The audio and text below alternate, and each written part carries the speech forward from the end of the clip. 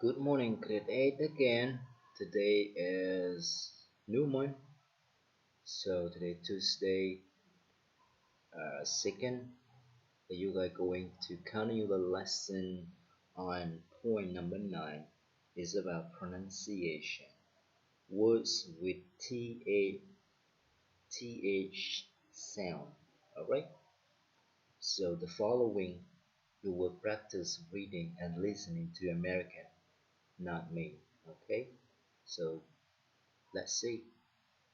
Page 48, Exercise 9, Pronunciation. Words with TH. Part A. Listen and practice.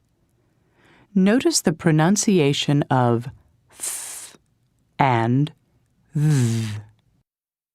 There are 13 rooms in this house. The house has 3 bathrooms.